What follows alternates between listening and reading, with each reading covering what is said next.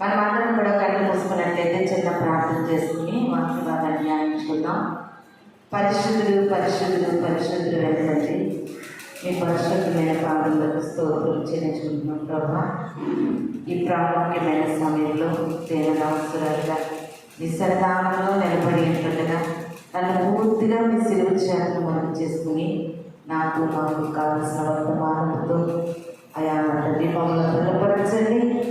ఆయన కొద్దిసేపట్లో బలలో పాలు పొందుతున్న మమ్మల్ని ప్రభా బలను సమీపించడానికి సిద్ధపరచమని సమస్తాన్ని చేతులకు అప్పగించుకుంటూ వాళ్ళు రాబోతున్న యేసు పరిశుద్ధ నామంలో అడిగి వేడుకుని ప్రార్థిస్తున్నాను తండ్రి.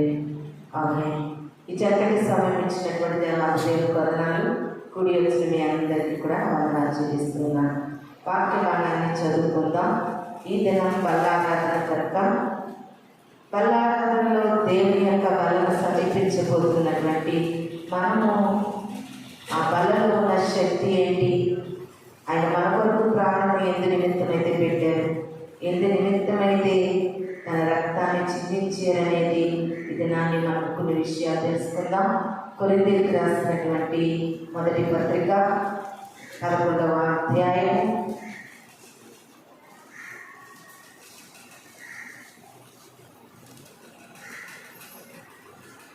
25వ వచనాన్ని చదువుకుందాం.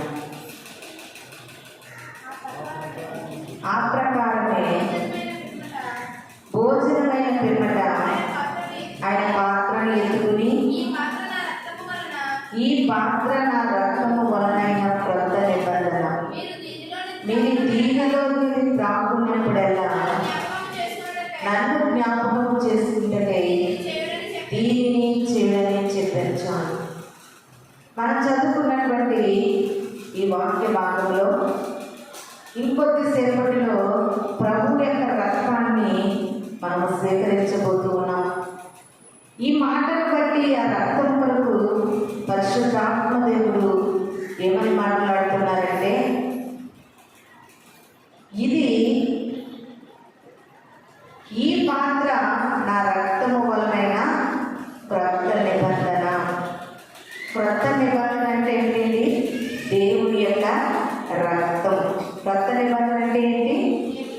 అంత స్పష్టంగా రాయబడింది కదా. ఈ పాత్ర నా రక్తము వలనైన క్రొత్త నిబంధన. దేవుని యొక్క రక్తము వలనైనటువంటిది క్రొత్త నిబంధన. ఈ క్రొత్త నిబంధనలో ప్రారంభం నుండి ముగింపు వరకు కూడా క్రొత్త నిబంధన గ్రంథంలో ఎన్ని పుస్తకాలు ఉన్నాయి? ఎన్ని పుస్తకాలు ఉన్నాయి? 27 పుస్తకాలు ఉన్నాయి. క్రొత్త నిబంధన గ్రంథంలో 27 పుస్తకాలు ఉన్నాయి.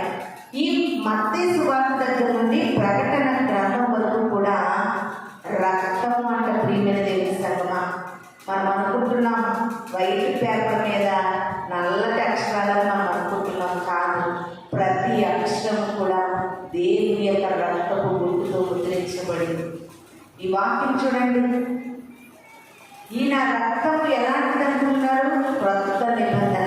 నా రక్తము వలనైనది క్రొత్త నిబంధన అని దేవుడు వాక్యము మనతో మాట్లాడుతూ ఉంది. అసలు రక్తం ఏంటి? దేవాది దేవుని యొక్క రక్తం మన కొరకు ఎందుకు చిందించబడింది?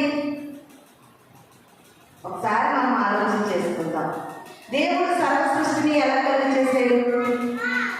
ఒక్క మాటతో కలుగు చేశాడు. దేవుడు సర్వ సృష్టిని ఒక్క మాటతో కలుగు చేశాడు. ఆయన మహాశక్తిమంతుడు, ఆయన సర్వాధికారి, ఆయన సర్వశక్తి కలిగిన దేవుడు ఒక్క మాటతో ఈ సర్వ ప్రపంచాన్ని కలుగు చేశాడు. అలాంటి దేవుడు ఒక్క మాటతో మన పాపాలు తీసేయడంటారా? ఒక్క మాటతో నీలో ఉన్న పాపమంతా పోవాలి, నీలో ఉన్నటువంటి పాపం పోయి నీకు పాప క్షమాపణ కలగాలి అని ఆయన నోటి మాటతో చెప్తే సరిపోదంటారా? సరిపోతుందా? సరిపోయే పక్షంగా అయితే ఆయన ఎందుకు ఈ లోకానికి మనిషి కుమారుడు వచ్చారు? ఆ మాట సరిపోతుందంటే ఆయన ఎందుకు మనిషి కుమారుని లోకానికి వచ్చారు? ఈ 40 దినాలు శిలువ ధ్యానం గుడికలుగా ఎందుకు ధ్యానించుకుంటున్నాము? దేవుడు శిలువలో ఎందుకు మరణించారు? ఆయన రక్తాన్ని మన కొరకు ఎందుకు చిందించారు? మాట సరిపోతుంది కదా, రక్తం అవసరమా మనిషికి? దేవుని యొక్క రక్తం చిందించడం అంత అవసరమా? ప్రతి ఒక్కరు కూడా మనసును వాక్యము పైన దృష్టిని కేంద్రీకరించండి. ప్రతిదీ కూడా బైబిల్ విషయంలో, దేవుని మాటల విషయంలో మనకు ఒక అవగాహన ఉండాలి. అవగాహన కలిగినటువంటి స్థితిలో మనం ముందుకు సాగుతుంటే ఆయన రక్తము ఎంత విలువైనది అనేది మనకు అర్థమవుతుంది.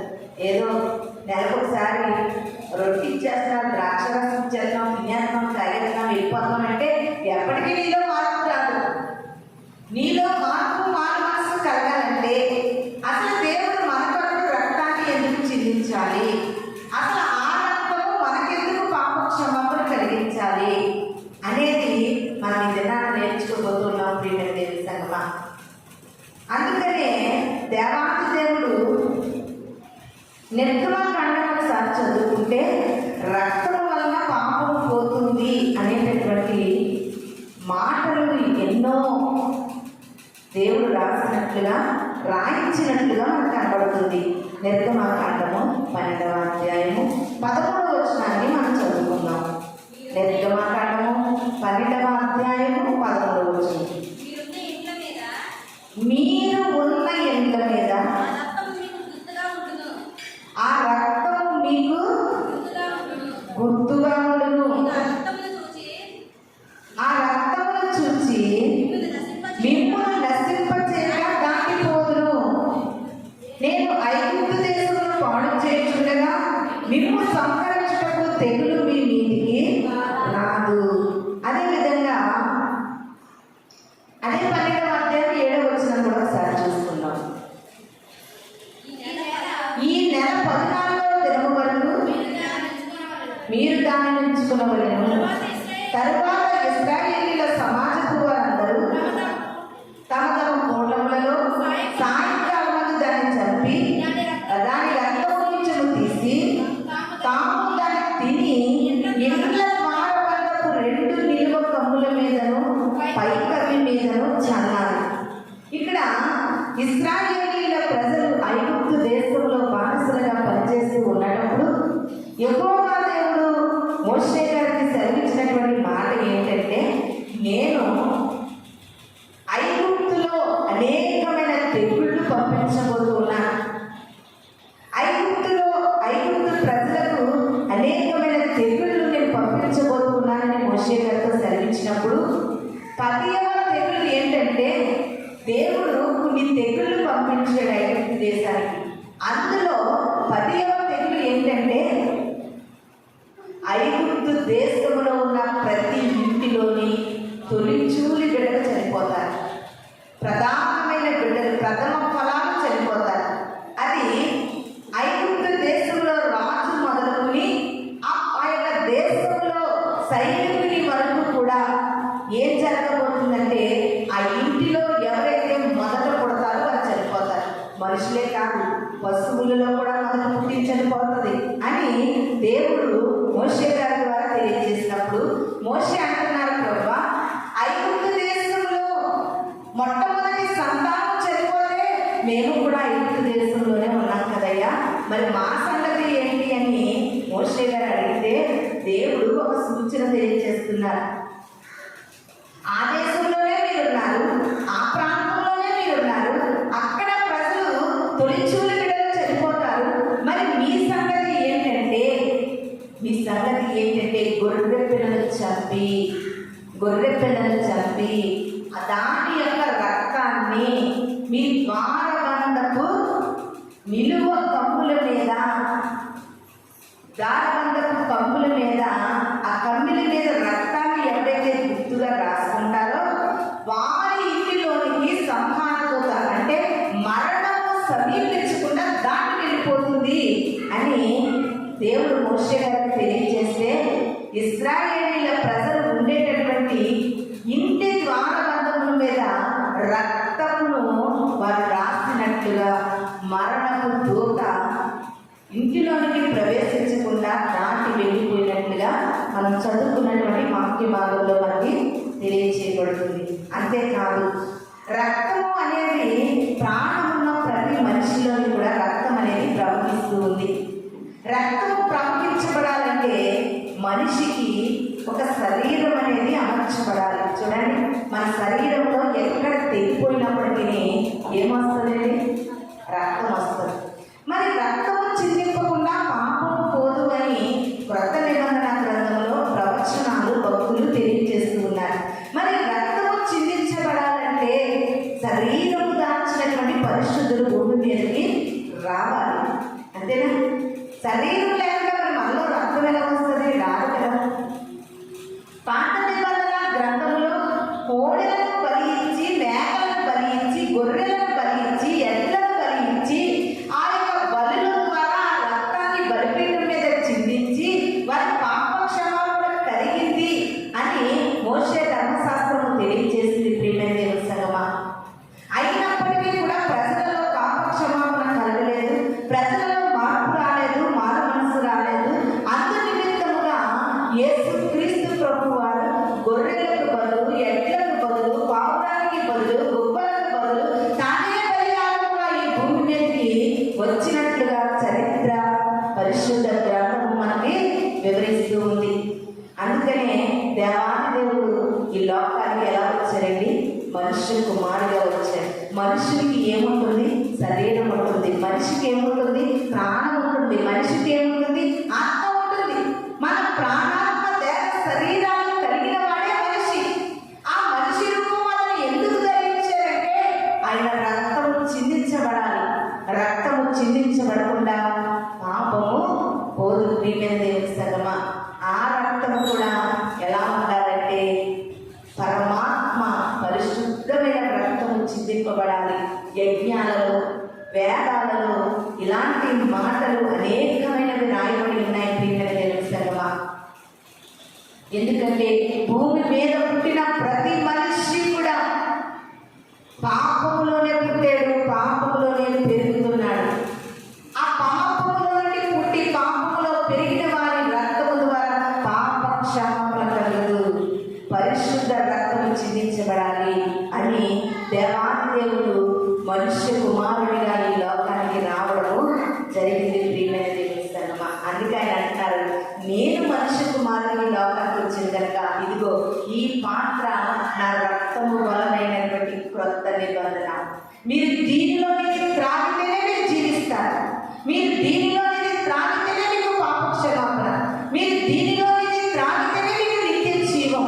మీరు దీనిలో నుంచి త్రాగినప్పుడల్లా నన్ను జ్ఞాపకం చేసుకున్నట్టుగా చేయాలని దేవాది దేవుడు మనకు తెలియజేస్తూ ఉన్నారు. ఇంకొక మాటను మనం చదువుకుందామండి. మత్తయి సువార్త 26వ అధ్యాయం 28వ వచనాన్ని చదువుకుందాం. మత్తయి సువార్త 26వ అధ్యాయం 28వ వచనాన్ని మనం చదువుకుందాం. ఇది నా రక్తము అనగా పాప క్షమాపణ నిమిత్తము అనేకుల కొరకు చిందింపబడిన నా నిబంధన రక్తము. హల్లెలూయా, హల్లెలూయా. చూడండి ఎంత చక్కగా యేసుక్రీస్తు ప్రభు వారు తెలియజేస్తున్నారో మనకి ఇక్కడ కనబడుతుంది. మత్తయి సువార్త 26వ అధ్యాయం 28వ వచనం. ఇది నా రక్తము. ఎంత చక్కగా మాట్లాడుతున్నారు. ఇది నా రక్తము అనగా ఈ రక్తము వలన మీకు ఏం కలుగుతుందంటే పాప క్షమాపణ నిమిత్తము అనేకుల కొరకు చిందింపబడుచున్న నిబంధన రక్తము. అదే క్రొత్త నిబంధన. అదే క్రొత్త నిబంధన. ఆయన ఈ దినాన్ని ఎందుకు రక్తాన్ని చిందించారంటే ప్రియమైన దేవుని సంగమా, ఆయన రక్తము చిందింపబడకపోతే మనకి నిత్య జీవము లేదు. ఆయన రక్తము చిందింపబడకపోతే మనకి పాప క్షమాపణ లేదు. ఆయన రక్తము చిందించబడకపోతే మనకి విమోచన కలగదు. అందుకనే దేవాది దేవుడు ఈ లోకంలో తన పరిశుద్ధమైన రక్తాన్ని చిందించడం జరిగింది. అంతేకాదు ఆయన నిబంధన రక్తాన్ని ప్రతి నెల కూడా మనం పూజిస్తూ, ఆ శరీరమును మనం పూజిస్తూ, ఆ రక్తాన్ని మనం స్వీకరిస్తూ ఉంటుండగా ఈ జీవితంలో ఆ పరిశుద్ధ రక్తపు ఛాయలు కనబడాలి. దేవుని కొరకు ఈ రక్తము మరిగిపోవాలి. శత్రువులను చూసినప్పుడు, పగవారిని చూసినప్పుడు, వారికి ఇష్టం లేని వారిని చూసినప్పుడు అంటే వారి శరీరంలో రక్తం ఏమైపోతుందంట, మరిగిపోతుందంట. ఎందుకు మరిగిపోవడం? గోతులో ఎట్లేక ఆ శత్రువే వచ్చి నీ మీద పట్టుకెళ్తాడేమో. నువ్వు గోతులోకి వెళ్ళిపోయిన తర్వాత పగ ఏమైపోయింది, నువ్వు మట్టిలోకి వెళ్ళిపోయిన తర్వాత శత్రువు ఏమైపోయాడు, మరిగే రక్తం ఏమైపోయింది. ఇది కాదు క్రైస్తవ జీవితంలో నేర్చుకోవాల్సినటువంటి సత్యం. ఇది కాదు పగ కాదు, ప్రతీకారం కాదు. ప్రియమైన దేవుని సంగమా, యేసుక్రీస్తు రక్తాన్ని నీ నోటికి నువ్వు అందజేస్తూ ఉన్నప్పుడు ప్రభు కొరకు బ్రతకాలని నీ రక్తము మరగాలి. ప్రభు కొరకు అనేకులను రక్షించగలగాలని నీ రక్తము ఉడుకుడికి పోవాలి. ప్రభు కొరకు బ్రతకాలి అని పాపాన్ని అసహించుకునేటటువంటి స్థితిలో నీ రక్తము మరగాలి. ప్రియమైన దేవుని సంగమా, తనకి మారిన ప్రగల్భాలు పలుకుతారు కానీ అవన్నీ కూడా ఈ లోకంలో మనం కన్ను మూసేంత వరకునే ఇవన్నీ మనకు పనిచేస్తాయి. కానీ ఈ లోకంలో కన్ను మూసిన తర్వాత కూడా నేను నిత్య జీవానికి నడిపించేది క్రీస్తు రక్తము మాత్రమే, పరిశుద్ధ రక్తము మాత్రమే. ఇదనాన్ని భూమి మీద భేదమేమీ లేదు, అందరూ పాపులే, భేదం ఏమీ లేదు, అందరూ పాపం చేసి ఉన్నారు. దేవాది దేవుడు ఇచ్చే ఉన్నత మహిమను పోగొట్టుకున్నారు.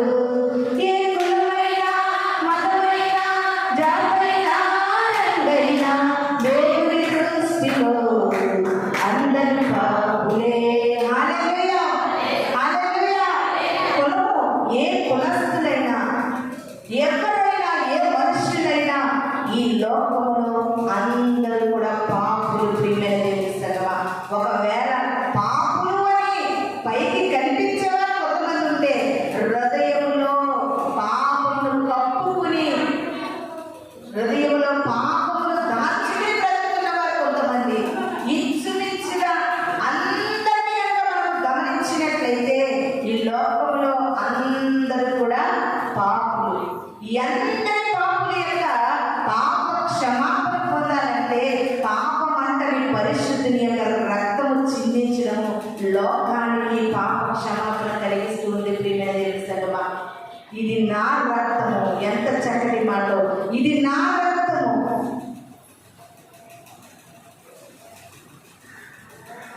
అనగా పాప క్షమాపణ నిమిత్తము అనేకులకు చిందింపబడుచున్నటువంటి నిబంధన రక్తం. రక్తం అనేసి ఆషామాషిగా తీసుకుంటున్నామేమో. యేసుక్రీస్తు రక్తంలో ఉన్నటువంటి విలువ నీకు తెలియాలి. ఎప్పుడైనా ఏదైనా నీకు భయం కలిగిందనుకో, బైబిల్ గట్టిగా పెట్టేసుకుని ఏసు రక్తం చేయి, ఏసు రక్తం చేయి, ఏసు రక్తం చేయి. అప్పుడు గుర్తొస్తుందా ఏసు రక్తము? అప్పుడు గుర్తొస్తుందా నీకు ఏసు రక్తము? బాధలో నీకు ఏసు రక్తం గుర్తొస్తుందా? శ్రమలో నీకు ఏసు రక్తం గుర్తొస్తుందా? నీకు ఏదైనా కష్టం వచ్చినప్పుడు ఏసు రక్తం నీకు గుర్తొస్తుందా? కాదు కాదు. ప్రియమైన దేవుని సంగమా, ప్రతి క్షణము కూడా ఈ లోక పాపములను పడిపోతున్నప్పుడు, లోక మాలిన్యాన్ని కట్టుకున్నప్పుడు, లోకాశ్రయం నీలో ఉన్నప్పుడు నీకు గుర్తుకు రావాల్సింది యేసు రక్తము. ఈ పరిశుద్ధుని యొక్క రక్తము నెల నెల కూడా నేను త్రాగుతున్నానే, నాకు ఈ పాపం అంత అవసరం అంటారా? ఈ పరిశుద్ధుని యొక్క రక్తము నెల నెల తీసుకుంటున్నానే, నాలో ఈ పాపము నాకు అంటుకుని ఉంటే అంత అవసరం అంటారా? కాదు కాదు.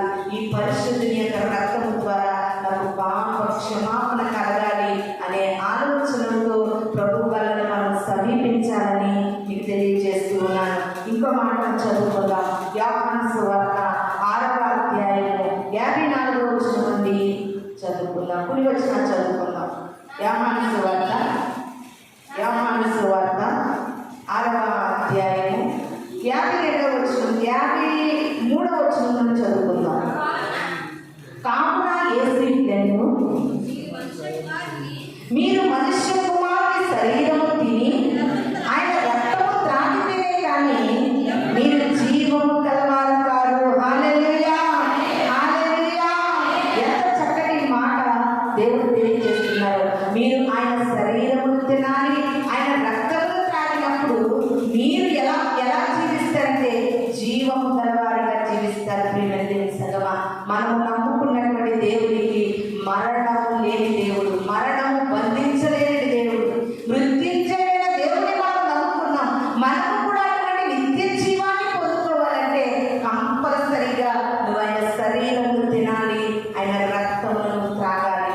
అప్పుడే నువ్వు జీవం కలిగిన బిడ్డగా జీవిస్తావని ఇక్కడ యోహాను భక్తుడు తెలియజేస్తూ ఉన్నాడు. ఇంకా నా శరీరము తిని నా రక్తము త్రాగువాడే నిత్య జీవము గలవాడు, అంత్య దినమున నేను వారిని లేపుదును. హల్లెలూయా, హల్లెలూయా.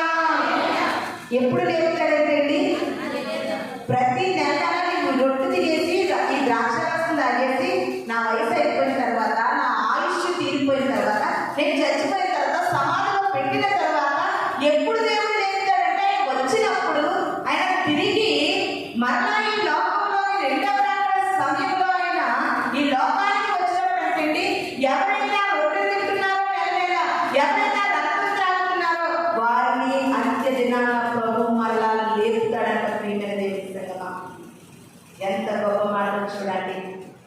అంత్య దినములలో ఈ యొక్క నా రక్తముతో కడగబడిన బిడ్డ, నా రక్తము త్రాగి నా శరీరము తిని నెల నెల నా కొరకు సమర్పణతో బ్రతుకుతున్న బిడ్డ, నా కొరకు నిబంధన కలిగి బ్రతుకుతున్న బిడ్డ, నా కొరకు తీర్మానంతో జీవిస్తున్న బిడ్డని అంత్య దినముల యందు ఆయన మనల్ని సమాధిలో నుండి లేపుతాడంట. ప్రియమైన దేవుని సంగమా, అందుకనే బాప్తిసం పొందిన ప్రతి ఒక్కరు కూడా ఆయన రొట్టెను తినాలి, ఆయన ద్రాక్ష రసం తాగాలి.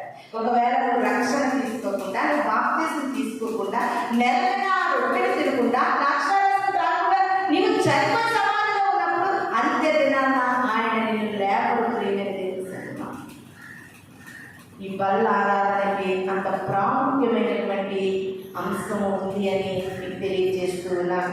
అంతేకాదండి, రక్తము అనే మాట పాత నిబంధన గ్రంథంలో ఇంచుమించుగా 346 సార్లు రాయబడిందండి. పాత నిబంధన గ్రంథంలో రక్తము అనే మాట ఇంచుమించుగా 346 సార్లు రాయబడిందండి. క్రొత్త నిబంధన గ్రంథంలో రక్తము అనేటటువంటి పదము 101 సార్లు రాయబడిందంట. 101 సార్లు రాయబడిందంట. అయితే ఈ దినాన్ని ఆదికాండం మొదలుకొని ప్రకటన గ్రంథం వరకు రక్తము అనే పదము ఎన్నిసార్లు రాయబడింది? 447 సార్లు రాయబడింది. 447 సార్లు రాయబడింది. ప్రియమైన దేవుని సంగమా, ఎందుకు ఈ రక్తం అంటే మనం శుద్ధీకరించడానికి రక్తం. అందుకనే మనం చదువుకున్నాం చూడండి, కీర్తనల గ్రంథం 9వ అధ్యాయంలో ఒక చక్కటి మాట మనకు తెలియజేయబడుతుంది. దావీదు గారు ముందుగానే ఈ మాట ప్రవచన రూపంగా మాట్లాడినట్లు 9వ అధ్యాయం 12వ వచనం మనం చదువుకుందాం. ఆయన రక్తాపరాధముల గురించి విచారణ చేయనప్పుడు బాధపరచబడు వారిని జ్ఞాపకం చేసుకుంటున్నాడంటే. హల్లెలూయా. ఎవరైతే ఈ లోకంలో బాధలో ఉన్నారో, వేదనలో ఉన్నారో, దుఃఖములో ఉన్నారో, శోధనలో ఉన్నారో, ఎందు నిమిత్తమైతే ఈ దినాన్ని లోకంలో ఒక వ్యక్తి బాధపడుతుంటేనంటే దేవుడు ఒకే ఒక విషయాన్ని జ్ఞాపకం చేసుకుంటున్నాడంట. రక్తాపరాధాన్ని జ్ఞాపకం చేసుకుంటున్నాడు. అపరాధములతో పాపములతో చచ్చిన మన వరకు ఆయన రక్తాన్ని చిందించాడంట. నీ బాధలు నీకు సాయం చేయడానికి ఆయన వస్తున్నాడు. నీ కొరకే కదా చిందించబడిన రక్తము, నీ కొరకే కదా రక్తధారలు కార్చేది, నీ కొరకే యెరూషలేము వీధులలో రక్తం ఏరులై పారేది. ప్రియమైన దేవుని సంగమా, యేసు క్రీస్తు యొక్క బ్లడ్ నమూనా అంత పరిశుద్ధమైనది, అంత శక్తివంతమైనది. చాలాసార్లు బైబిల్ గ్రంథంలో వాక్యము ఏమని సెలవిస్తుందంటే, నా రక్తధారలో నీకేముంది? స్వస్థత ఉంది. ఈ రక్తంలో మనకి ఏముంది? నీ రక్తం కాచి ఎవరికైనా సిలిమి నీసి మోసం తప్ప ఏముండదు. మన రక్తము పాపమైన రక్తము. మన రక్తము కారేసరికి కొంతసేపటికి ఆ స్మెల్ కూడా మనము భరించలేము. పరిశుద్ధుని యొక్క రక్తము మన ప్రతి పరిస్థితులను మార్చగలుగుతుంది, మన ప్రతి వ్యాధి బాధలను స్వస్థపరచగలుగుతుంది. అంతేకాదంటే తిరిగి మరలా మనకు దేవుని సన్నిధి చేరే వరకు, రాకడ సమయం వచ్చి దేవుని సన్నిధికి ప్రతి ఒక్కరు కూడా సిద్ధపాటు కలిగిన వారు చేరేంత వరకునంట ఆయన గాయాలు మానలేదంట. ఇంకా ఆయన గాయాలు, చేతులలో గాయాలు, కాళ్ళలో గాయాలు అలాగే ఉన్నాయి. ప్రేమ తెలుసమ్మా, మానలేదు. ఎందుకో తెలుసా? ఆ గాయములలో నీకు స్వస్థత. దేవాది దేవుడు సిలువలో ఉన్నప్పుడు మరణించేలా లేదా అని ఒక సైనికుడు వచ్చి ప్రక్కలో బల్లెంతో పొడిచాడంటే పొడవగానే రక్తము అంతా కూడా మన కొరకు వాక్యం ఏమంటుంది, ఆఖరి రక్తపు చుక్క వరకు నేను మీ కొరకు చిందించాను. ఆయన మన కొరకు ఆఖరి రక్తపు వరకు చిందిస్తే బల్లెముతో పక్కలో పొడవగానే నీరు బల్లిదుండగు పంటు బల్లెమున నీ ప్రక్క చిల్లి పొడబొడిచినాడా, ఉల్లోలముల వలె నల్ల నీరు గంగ చల్లారి కోపము. ఆ సైనికుడు వచ్చి ఆ బల్లెముతో పక్కలో పొడిస్తే రక్తం రావట్లేదంటే నల్ల నీరు వచ్చి ఆ నీటి చుక్క ఆ సైనికుడికి కన్ను కూడా సరిగా ఉండదంట. ఎప్పుడైతే ఆ నీటి యొక్క తునక ఆ కన్ను మీద పడిందో ఆ సైనికుడు స్వస్థపరచబడ్డాడు. ప్రియమైన దేవుని సంగమా, యేసుక్రీస్తు రక్తములో అంత గొప్పతనం ఉంది. ఆయన రక్తంలో అంత శక్తి ఉంది. ఒక గొర్రె పిల్ల రక్తమే ఇశ్రాయేలీయుల బాధల మీద రాసినప్పుడు మరణంతో దాటి వెళ్ళిపోయింది. ఈ దినాన్ని గొర్రె పిల్ల కంటే కూడా శ్రేష్టమైన దేవుడు ఈ దినాన్ని మన కొరకు రక్తము చిందిస్తే మనకి నిత్య జీవం ఉండాలనుకుంటున్నారా? కంపల్సరీగా కూడా మనం నిత్యము యుగాలు దేవుడితో జీవించగలుగుతామని మీకు సెలవిస్తూ ఉన్నాను. ఇంకొక మాట చూద్దామండి. రామపత్రిక 5వ అధ్యాయము 9వ వచనం. రామపత్రిక 5వ అధ్యాయము 9వ వచనం. కాబట్టి ఆయన రక్తము వలన మనం నీతిమంతులుగా తీర్చబడి మరింత నిశ్చయముగా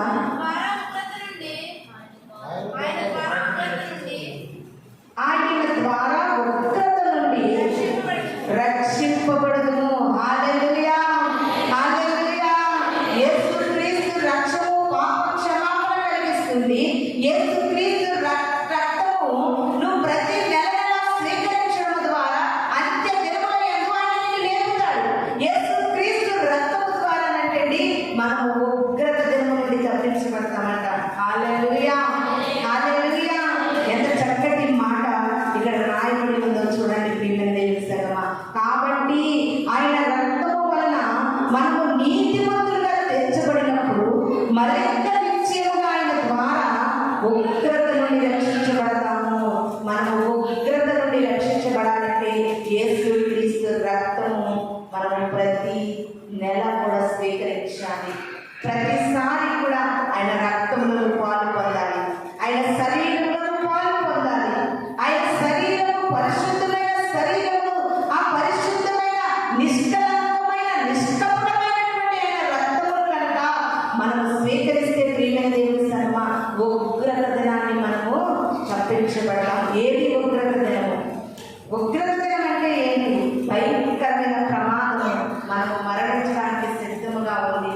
ఆ ప్రమాదం నుండి, మరణం నుండి దేవుడు మనం తప్పిస్తాడు. ఎప్పుడో తెలుసా?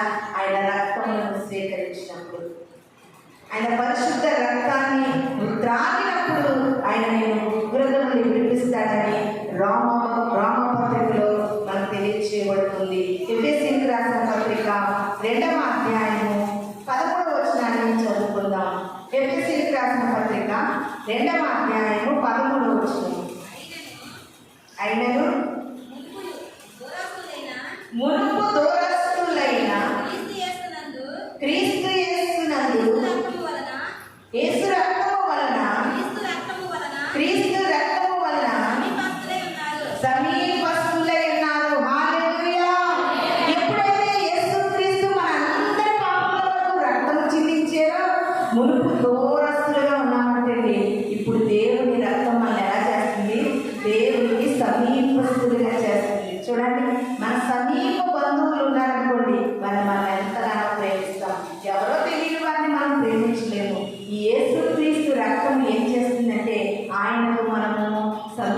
సమీపంగా చేస్తుంది ప్రియమైన దేవుని సంగమా.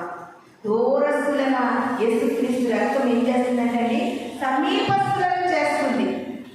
ఆయన రక్తము మనలను దేవునికి సమీపముగా చేస్తుంది. ఆయన రక్తము మన పాప క్షమాపణ కలిగి చేస్తుంది.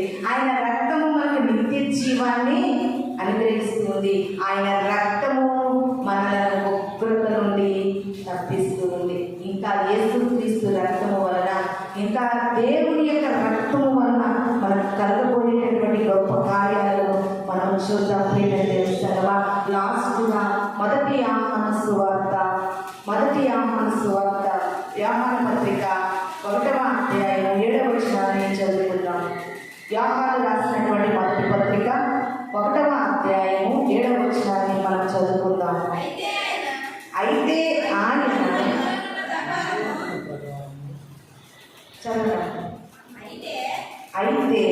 ఆయన వెలుగులో ఉన్న ప్రకారము మనము వెలుగులో నడిచిన కదా మనము అన్యోన్య సహవాసము గలవారమై ఎందుకు. అప్పుడు ఆయన కుమారుడైన యేసు రక్తము ప్రతి పాపము నుండి మనలను పవిత్రులుగా చేయను. యేసుక్రీస్తు రక్తం అంటే మనల్ని ఎలా మారుస్తుందంటే పవిత్రంగా మారుస్తుంది. ఎందుకంటే ఆయన రక్తము పరిశుద్ధమైనది.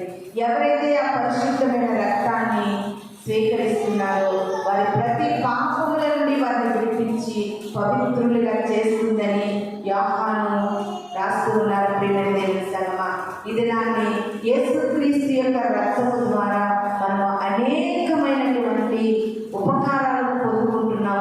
ఈ లోకంలో పాప క్షమాపణ నుండి విడుదల పొందుకుంటున్నాం. ఉగ్రత నుండి తప్పించబడుతున్నాం. అంత్య దినములందు యేసుక్రీస్తు యొక్క రక్తమును ఎవరైతే స్వీకరిస్తున్నారో వారి సమాధులు తెరవబడతాయి. ప్రియమైన దేవుని సంగమా, యేసుక్రీస్తు యొక్క రక్తము మనకి నిత్యం కలుగ చేస్తూ ఉంది. ఆయన మృత్యుంజయుడైన దేవుడు. ఇది నాన్ని ఆ రక్తాన్ని స్వీకరించబోతూ ఉంటుండగా నీ జీవితాన్ని నువ్వు పరీక్షించుకోవాలి. అది పరిశుద్ధమైన రక్తం. ఆ రక్తాన్ని నువ్వు త్రాగుచున్నప్పుడు నీ రక్తంలో ప్రభువును ప్రచురపరచాలి. అసలు నీ ద్వారా ఎంతమందిని దేవుల్లో నువ్వు నడిపించగలుగుతున్నావు, ఎన్ని ఆత్మలను రక్షించగలుగుతున్నావు. ఆయన నిన్ను రక్షించేయగా ఈ దినానికి ఆయన రక్షణ తీసుకున్నావు అంటే ధైర్యంగా బలం చేయగలుగుతున్నావు. అనేక మంది రక్షించబడలేని వారు ఉన్నారు. రక్షింపబడిన నీవు అనేకుల రక్షణ కొరకు నీవు శ్రమ పడాలి. ప్రయత్నించాలి. అనేకులను దేవుని వైపు తిప్పాలి. అంతేకాదు ప్రభు బలలో పరమాత్మ ఏంటో తెలుసా? దేవుడిని తెలుసుకుని బలలో పాలు పొందుతున్న మనము, రొట్టెలు ద్రాక్షరసం తీసుకుంటున్న మనము ఆయన మరణాన్ని ప్రకటించాలి. ఆయన సువార్తను ప్రకటించాలి. ఆయన మరణాన్ని మనము ప్రచురపరిచే వారంగా ఉండాలని ఇది నాని ప్రభు మనకి తెలియజేస్తూ ఉన్నారు. యేసు రక్తమే సమస్త పాపముల నుండి మనకి విడుదల కలిగిస్తూ ఉంది. ఆయన రక్తము ఎంత అమూల్యమైన రక్తము. ప్రియమైన దేవుని సంగమా, ఆ మాటను ఒకసారి చదువుకుందాం. మొదటి పేతురు పత్రిక 1వ అధ్యాయము 19వ వచనము. మొదటి పేతురు పత్రిక 1వ అధ్యాయము 19వ వచనము. అమూల్యమైన రక్తము చేత అనగా నిర్దోషము నిష్కలంకము గొర్రెపిల్ల వంటి క్రీస్తు రక్తము చేత విమోచింపబడతారని మీరు ఎరుగుదురు కదా. హల్లెలూయా. యేసుక్రీస్తు రక్తం ఎలాంటిదంటే నిర్దోషమైనది. ఆయన రక్తము నిర్దోషమైనది, కళంకము లేనిది, నిష్కలంకమైన రక్తము. ఆయన రక్తము ఇది నాలో త్రాగుతూ ఉంటుండగా ప్రియమైన దేవుని సంగమా, నీ దోషములు కడగబడాలి, నీ పాపములు కడగబడాలి, నీలో ఉన్నటువంటి అపవిత్రత పోవాలి. ఇది నాని యేసుక్రీస్తు రక్తం నీలోనికి ప్రవహించబోతూ ఉంటుండగా నీ ఇంటి రీతిగా ప్రార్థన చేసుకోవాలి.